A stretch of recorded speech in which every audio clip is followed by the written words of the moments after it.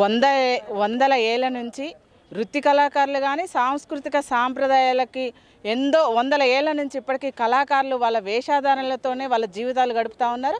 ముఖ్యంగా ఇప్పటివరకు వాళ్ళ పిల్లల జీవితాలు ఎలా ఉన్నాయి, ప్రభుత్వాలు వాళ్ళకి ఎట్లాంటి అవకాశాలు కల్పిస్తుంది, వాళ్ళ అభివృద్ధి కోసం ఎట్లాంటి పాటుపడుతుంది అనేది మనం తెలుసుకోవడానికి మనం ప్రస్తుతం శిల్పారామంలో ఉన్నాము.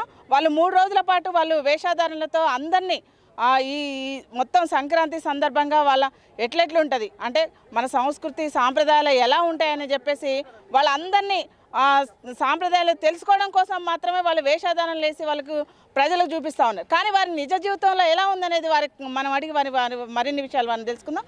సార్ చెప్పండి, మీరు ఇన్ని సంవత్సరాల నుంచి హరిదాస్ వేషధారణలో ఉన్నారు అంటే మీరు ఏం చదువుకున్నారు, మీ జీవితం ఎలా ఉంది, మీ పిల్లల్ని ఎలా మీరు ప్రోత్సహిస్తున్నారు? జై శ్రీమద్రమారమణ గోవిందో హరి. ఇది హరిదాసు వేషధారణ అండి. మేము పగట వేష కళాకారులం, అంటే వృత్తి కళాకారులం అన్నమాట. ఈ వృత్తే, ఈ కళారంగానే వృత్తిగా మలుచుకొని ఎన్నో వందల సంవత్సరాలు అంటే మా తాత తండ్రుల దగ్గర నుండి కూడా అంటే మా వరకు కూడా ఈ కళారంగం మీద మక్కువతో మేము కూడా ఇటువైపే రావడం జరిగింది. అంటే నేను పెద్దగా చదువుకోలేదండి, నేను ఒక 10th క్లాస్ దాకా చదివి ఆపేసేసి ఆ తదనంతరం ఈ కళారంగం మీద మక్కువతోటి బుర్రకథ రూపంగా కానివ్వండి, అట్లాగే పగటి వేషాలు, అట్లాగే ఇటువంటి కళలు ఏమేమైతే ఉన్నాయో జానపద కళారూపాలు అంతరించిపోతున్నాయి, వీటిని నేర్చుకోవడం మొదలుపెట్టాను చిన్నప్పటి నుండి. అంటే మా తాతయ్య గారి దగ్గర నుండి మా నాన్నగారి దగ్గర నుండి ఇవన్నీ చూడడం వల్ల నాకు దీని మీద ఆసక్తి పెరిగింది. దీని జీవన భృతి ఎలా ఉంటుందో నాకు అప్పుడు తెలియదండి. తర్వాత దీన్నే ఏ విధంగా మనం జీవనోపాధిగా మలుచుకోవాలని కొన్ని రోజులు ప్రయత్నించినప్పుడు కొంత ఈ మన ప్రభుత్వం వారు కానివ్వండి, అట్లాగే కొంతమంది ఈ కళల్ని కొద్దిగా ప్రోత్సహిస్తూ అంతరించిపోతున్నటువంటి కళల్ని కూడా మనం బయటికి తీసుకురావాలని ఈ సెంట్రల్ గవర్నమెంట్ వారు కానివ్వండి, సౌత్ జోన్స్ కల్చరల్ సెంటర్లు అని, అట్లాగే నాగ్పూర్ అని, ఇట్లాగే ఇతర రాష్ట్రాలకు కూడా మమ్మల్ని తీసుకువెళ్ళడం జరిగింది.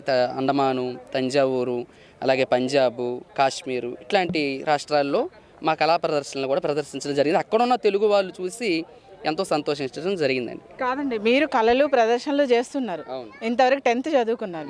అంటే మీకు ఇప్పుడు ఆల్రెడీ మీ జీవితంలో 10th చదివి చాలామంది 10th ఇంటర్ అట్లా చదివారనుకో ఆటోమేటిక్గా ఏదో ఒక జాబ్ చేసుకోవాలని ఆలోచన వస్తుంది. అంటే ఈ వృత్తి చేయాలంటే కొంతమంది గిల్టీ ఫీలింగ్ ఉంటుంది ఆటోమేటిక్గా. అంటే జనాలందరూ ఒకలాగుండ్రు, ఒక డ్రెస్సులు వేసుకున్నారు, మేము ఈ డ్రెస్సులో ఉన్నామని ఫీలింగ్ ఎప్పుడైనా మీకు కలిగింది? అసలు లేదండి, మాకు అటువంటి ఫీలింగ్ ఏం కలగలేదండి. ఎందుచేతనంటే ఇది మన భారతీయ సాంస్కృతిక కళ. మనకి ఎవరైనా మన దేశానికి వచ్చినప్పుడు ఇక్కడ ఉన్నటువంటి పెద్ద పెద్ద బిల్డింగ్లు కానీ, ఇక్కడ ఉన్నటువంటి రోడ్లు కానీ అవేం చూడరండి. అవన్నీ అన్ని దేశాల్లోనే అన్ని రాష్ట్రాల్లో ఉన్నాయి. కానీ ఇక్కడ ఉన్నది వేరే దేశంలో లేనిది ఏమిటంటే సనాతనమైనటువంటి కళలు, సనాతనమైనటువంటి సంస్కృతి. ఆ సంస్కృతి లేనప్పుడు ఇక భారతదేశమే లేదండి. ఎందుకంటే చాలామంది అనుకోవచ్చు ఇప్పుడంటే ఇవి కొన్ని భిక్షక వృత్తులుగా మారిపోయాయి, అంటే భిక్షక వృత్తులుగా చూస్తున్నారు. కానీ ఇవి భిక్షక వృత్తులు కాదండి. ఇవన్నీ కూడా ఇప్పుడు ఒక హరిదాసు పాత్ర ఉందంటే ఇది పురాణ గాథ నుండి వచ్చింది. పురాణాల్లో కూడా వీటి కోసం ప్రస్తావన ఉందండి. అంటే బలి చక్రవర్తిని వామనమూర్తి పాతాళ లోకానికి పంపిస్తున్నటువంటి సమయంలో నాకు 3 అడుగుల నేల కావాలని అంటాడు. ఆయన తల మీద పాదం మోపి పాతాళ లోకానికి వెళ్ళిపోతుంటాడు. అప్పుడు ఆయన కోరుకున్నటువంటి వరం ఏమిటంటే, అయ్యా నన్ను ఎలాగో పాతాళ లోకాన్ని పంపించేస్తున్నావు, నా పేరు మీదుగా నీ నామ సంకీర్తన ఈ భూమి మీద జరగాలి అంటారు. సరే నాయన అని చెప్పి ఈ నెలకంట పెట్టినటువంటి మొదలుకొని నెల రోజులు కూడా ధనుర్మాసంలో నేనే అంటే సాక్షాత్తు శ్రీమన్నారాయణుడే తల మీద అక్షయ పాత్ర పెట్టుకొని హరినామ సంకీర్తన చేస్తూ ప్రతి వీధి వాడవాడ తిరుగుతూ ప్రజలకు మోక్షాన్ని ప్రసాదించే విధంగా, అంటే అక్షయ పాత్రలో భిక్ష వేసినటువంటి వారికి మోక్షాన్ని ప్రసాదించే విధంగా నేను వారిని ఆశీర్వదిస్తాను అని శ్రీమన్నారాయణుడే చెప్పడం జరిగింది. సాక్షాత్తు శ్రీమన్నారాయణుడు స్వరూపం హరిదాస్ అంటే. ఈ హరిదాసు అని చెప్తున్నారు కదా, మీరు ఇప్పటికీ అన్ని రాష్ట్రాలు దేశవ్యాప్తంగా ఉన్న అన్ని రాష్ట్రాలు తిరిగారు. కానీ ఇప్పుడు 22న అయోధ్యలో రామ మందిర ప్రతిష్ఠ జరగబోతుంది. అంటే మీరు హరిదాసుగా అన్ని చోట్ల వెళ్తున్నారు కాబట్టి మీకేమైనా ఆహ్వానం వచ్చిరా? మీకు అక్కడి నుంచి ఎక్కడన్నా మీరు ఈ వేషధారణలో రావాలని చెప్పేసి మీకు ఏమైనా ఆహ్వానాలు పంపించారా? చాలా మంచి ప్రశ్న అడిగారండి. రేపు అయోధ్యలో 22వ తారీఖున అయిపోయిన తర్వాత మేము వచ్చే నెలలో అయోధ్యకు కూడా మాకు ఆహ్వానం వచ్చింది. అయోధ్యలో యక్షగానం అనబడేటటువంటి ప్రక్రియ, ఇప్పుడు మీరు ఈ పగట వేషంలో ఈ ప్రక్రియ మాత్రమే చూశారు హరిదాసు, అప్పుడు వేరే ప్రక్రియ ఉంటుంది, అది యక్షగాన ప్రక్రియ అంటారు. ఆ యక్షగాన ప్రక్రియ కూడా మేము మా తాతల దగ్గర నుండి నేర్చుకోవడం జరిగింది. ఒక 15 మంది దాకా అయోధ్య నుండి మాకు ఆహ్వానం వచ్చింది. ఓ 15 మంది దాకా మేము అక్కడికి కూడా వెళ్తున్నాం. ప్రభుత్వం వారు తప్పకుండా ఇటువంటి కళలను ప్రోత్సహించాలి అని చెప్పి వారు కూడా బాగానే ప్రోత్సహిస్తున్నారండి. కాదండి, ఇప్పటికే సెంట్రల్ గవర్నమెంట్ ఇట్లా అన్ని కళాకారులను ప్రోత్సహిస్తుంది. అంటే సెంట్రల్ గవర్నమెంట్ మీకు ఇప్పటివరకు మీకు ఏం ఉపాధి చూపిస్తుంది? ఈ 3 రోజులు చేసే కళారూపాల్లో మీకు ఎంత ఆదాయం ఇస్తుంది అసలు? మీరు అంటే బాగానే ఇస్తుందండి. అంటే ఒక 10-15 మంది 20 మంది దాకా కూడా వాళ్ళకి బ్రతుకు తెరువు కల్పిస్తుంది. వాళ్ళు ఏది ఏమైనప్పటికీ మరి కళ కోసం కాదు, కళ ప్రజల కోసం. కళను బ్రతికించాలి, కళను ప్రోత్సహించాలి. కళను బ్రతికించాలి అంటే ప్రతి ఒక్కరు కూడాను ఈ ఒక కళాకారుల్ని ఆదుకోవడం, ప్రభుత్వమే కాదు ప్రజలు కూడా ఆదుకుని దీన్ని ప్రోత్సహించాలని మా ఉద్దేశం అండి. అంటే ఇప్పటికే మీకు ఏమైనా ఇండ్లు ఉన్నాయా? మీ వృత్తి అంటే అసలు మా వృత్తి అంటే బుర్రకథలు, వీధి నాటికలు, తోలుబొమ్మలాటలు, ఇటువంటి అంటే కొంతమంది తోలుబొమ్మలాట వేసేవాళ్ళు వాళ్ళు వేరేలేండి. ఈ విధంగా మేము ఈ ఒక హరికథలు చెబుతూ ఉంటాం, బుర్రకథలు చెప్తుంటాం. యక్షగానం, మా నాన్నగారు హరికథ యక్షగానం చేసేవారు. ఆ యక్షగానం కూడా మేము కూడా చెప్తామండి. అంటే మీరు ఈ వృత్తికే పరిమితం అవుతారా? మీ పిల్లలకు కూడా ఏమైనా నేర్పిస్తున్నారా? లేదు, మా పిల్లలు ఈ ఒక జోలికి రావడం లేదు. వాళ్ళకి కొంచెం ఇది అంటే ఇది చాలా వరకు అడుగంటిపోతుందండి. చాలామంది కూడా దీన్ని ఏంటిది మనం వేయాలా, ఎందుకు వేయాలి అనబడే విధానం వచ్చేసింది. దానివల్ల దీన్ని ముందుకు తీసుకోవడం లేదు. అంటే మీరు ఇప్పటివరకు పిట్టల దొరగా వేషధారణ వేస్తున్నారు, ఏం చదువుకున్నారు? అంటే ఈ వేషధారణ వేయడానికి మెయిన్ కారణం ఏంటంటే మీకు ఈ ఇచ్చే పిట్టల దొరకి ఇచ్చే డబ్బులు మీకు సరిపోతున్నాయి, సరిపోవట్లేదా? అమౌంట్ అనేది అంటే పిట్టల దొరకి ఇచ్చేది సరిపోదు మేడం. నా చదువు అంటారా, నేను యాక్చువల్గా ఇది పండగ సెలవులు అని చెప్పేసి వచ్చాను. నేను chartered accountant CA final group 2 complete అయింది. CA ఫైనల్ గ్రూప్ 1 ఇంకొకటి పెండింగ్లో ఉందన్నమాట. మొన్న అటెంప్ట్ ఇచ్చాను, జస్ట్ అగ్రిగేట్లో పోయింది. బట్ మా ఫాదర్ వాళ్ళు ఇలా వస్తున్నారు, ఈ ఆచారం అనేది అడుగంటి పోకూడదు. ఆచారం ఒకవేళ మేము ఈ వృత్తిలో లేకపోయినా ఈ ఆచారం అనేది వీళ్ళకి తెలియాలి అని చెప్పి మా పేరెంట్స్ మాకు నేర్పించడం జరుగుతుంది. మాకు కూడా ఒకవేళ ఈ ఆచారం నిలబడాలి అనుకుంటే మా పిల్లలకు కూడా నేర్పిస్తాం. చాలామంది స్టూడెంట్స్లో చాలామంది ఇక్కడ ఉన్న వాళ్ళు కూడా చాలామంది స్టూడెంట్స్ ఉన్నారు, చదువుకున్న వాళ్ళే ఉన్నారు. అయితే ఈ చదువుకొని కూడా ఇది ఏంటంటే ఆచారం, మన దేశ సాంప్రదాయం, సంస్కృతి వీటిని నిలబెట్టాలి అన్న ఉద్దేశంతో మన పిట్టల దొర కానీ ఈ యొక్క విషయం, ఈ ఆచారం ఉండాలని చెప్పేసి ఇది కోరుకుంటున్నాం అని చెప్పి ఇక్కడికి రావడం జరిగింది. మీరు ఇప్పటివరకు చార్టెడ్ అకౌంట్గా ఇటు పిట్టల దొరగా చేస్తున్నారు, మీ పిల్లలకు కూడా ఇది నేర్పిస్తూ అంటారు. అంటే ఇప్పుడు వచ్చే జనరేషన్లో పిల్లలందరూ హైఫైగా వాళ్ళ లగ్జరీ జీవితం అనుభవించాలి, మేము ఒక జాబ్ చేయాలని ఆలోచన ఉంటుంది. అంటే మీరు తండ్రిగా మీరు సూచించేది అంటే వాళ్ళు జాబ్ చేయొద్దనా, లేకపోతే ఇదే వృత్తిలో కొనసాగాలనుకుంటారా? ఇప్పుడు నేను చదువుకుంటున్నాను మేడం, నాకు జాబ్ వచ్చిందనుకో నేను తర్వాత అక్కడికి జాబ్కే వెళ్తాను. ఇది సాంప్రదాయం కొద్దీ నిలబడాలని ఈ 3 రోజుల్లోనే వస్తాం మేడం.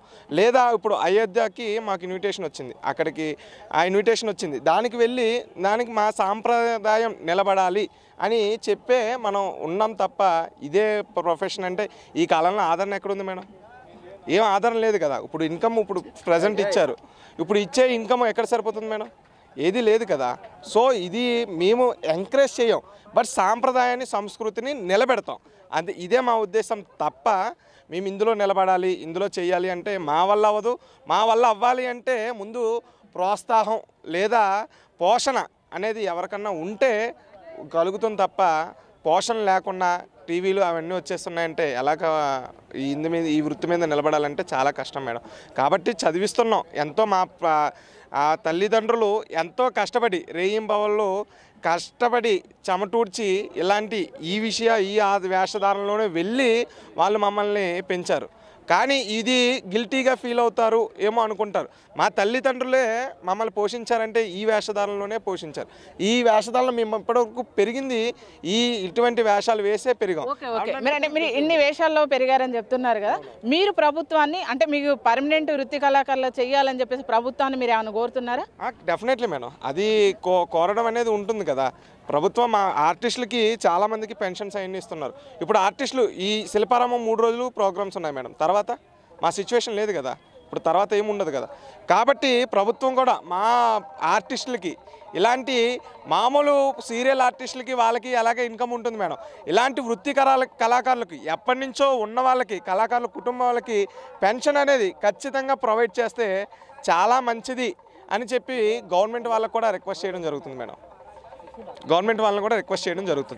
ఓకే అమ్మా, నువ్వు ఆల్రెడీ ఎరుకల వేషధారణలో ఉన్నావు, ఈ వృత్తిలో ఎన్ని సంవత్సరాలు కొనగలుగుతావు? అసలు మీ జీవన విధానం ఏంది? అంటే నీ పిల్లల్ని నువ్వు ఎలా పెళ్ళైంది అనుకుంటా, నీ పిల్లల్ని ఎలా చదువుకుంటున్నావు అసలు?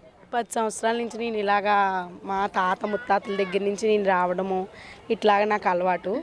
పిల్లల్నంటే ఇంకా ప్రోగ్రామ్స్ ఉన్నప్పుడు ఆ అమౌంట్తో చదివించడము అట్లాగా ఇట్లా ప్రోగ్రామ్స్కి వెళ్ళడము. మాకు బయట కూడా ప్రోగ్రామ్స్ వస్తాయి మాకు, మ్యాజిక్ షోస్ అని ఇంకా ఈవెంట్స్ అని బుర్రకథ హరికథ అట్లా చెప్పుకుంటూ ఆ అమౌంట్తో పిల్లల్ని స్కూళ్ళకని అట్లాగా చదివిస్తాం. మీ పిల్లల్ని స్కూల్కి పంపిస్తాను అంటే చాలామంది పిల్లలు తల్లిదండ్రులు ఐఆర్ ఆఫీషియల్ లాగా స్కూల్కి వెళ్తారు. వాళ్ళ తల్లిదండ్రులు మా మదర్ జాబ్ చేస్తుంది, మా ఫాదర్ జాబ్ చేస్తుండ అనే ఫీలింగ్ ఆటోమేటిక్గా పిల్లల్లో వస్తుంది. అంటే మీ పిల్లలకి అట్లా ప్రశ్నించిన వాళ్ళు ఎవరున్నారా? మీ పిల్లలు అట్లా ఫీల్ అయ్యారా? మీరు ఎట్లా ఫీల్ అవుతారు? లేదు అలా ఇప్పుడు ఫీల్ అవ్వకుండానే అట్లా పెంచుతున్నాం. ఆ ఫీలింగ్ లేకుండా వాళ్ళు కూడా నార్మల్ పిల్లల్లాగే నార్మల్ ఎడ్యుకేషన్ లాగే నార్మల్గానే వాళ్ళు కూడా పెంచి మేము కూడా వాళ్ళని ఇలా వేషధారణలో తిరుగుతున్నాము ఇలాగా భిక్షాటన చేస్తున్నాము అన్న ఫీలింగ్ లేకుండా నార్మల్గానే వాళ్ళని పెంచి వాళ్ళని అలాగే చూస్తున్నాం. అంటే మీకు ఇండ్లు కానీ ఏమన్నా మీ ఫ్యామిలీలలో ఎవరికన్నా గవర్నమెంట్ జాబులు కానీ లేకపోతే ప్రైవేట్ జాబులు కానీ అంటే ఎంతవరకు చదువుకొని ఉంటారు మ్యాక్సిమం? చదువుకునే ఉంటారు, చాలామంది అయితే చదువుకొని ఉంటారు మ్యాక్సిమము. కొంతమందికి చదువుకొని కూడా జాబులు రాకుండా ఇలాగా ఆర్టిస్ట్ లాగే ఉండిపోయి ప్రోగ్రామ్స్ చేస్తూ నెక్స్ట్ ఏమో హరికథలు బుర్రకథలు చెప్పుకుంటూ అట్లాగే ఉండిపోయి ఉన్నారు. అంటే మీరు ఎట్లా ఫీల్ అవుతున్నారు? అసలు మెయిన్ ఇక్కడికి వచ్చి 3 days అవుతుంది కదా, అంటే సహజంగా ఎవరైనా ఇట్లా చూడడానికి వస్తారు. అంటే మీరు ఎరుకల వేషాధారంలో ఉన్నప్పుడు మీరు అయ్యో వాళ్ళ లేక మిగతా మహిళల్లాగా మేము ఉండలేకపోయామే, అంటే మా ఫ్యామిలీ తరతరాల నుంచి ఇదే వృత్తికి పరిమితం అయ్యారే, మేము చదువుకోలేకపోయామనే ఫీలింగ్ ఎప్పుడైనా మీకు కలిగిందా? లేదు ఎప్పుడు హ్యాపీగానే ఫీల్ అయ్యాం కానీ ఎప్పుడు అలాగా అనీజీగా ఎప్పుడు ఫీల్ అవ్వలేదు. ఓకే. అంటే మొత్తంగా కళాకారుల వాళ్ళ జీవన విధానంలో మాత్రం ప్రభుత్వం ఇంకా మార్పు తీసుకురావాలని, అదేవిధంగా వాళ్ళ వృత్తి కళాకారులని సాంప్రదాయ కళాకారులను ప్రభుత్వాలు ఇటు తెలుగు రాష్ట్రాల ప్రభుత్వాలు కానీ అదేవిధంగా సెంట్రల్ ప్రభుత్వం కానీ ఖచ్చితంగా వాళ్ళని ఆదుకోవాలని చెప్పేసి ఇక్కడున్న కళాకారులు మాత్రం వాళ్ళు ఆవేదన వ్యక్తం చేస్తూ ఉన్నారు. కెమెరామెన్ దయాకర్తో స్పందన, మాస్టర్ కి టీవీ, హైదరాబాద్.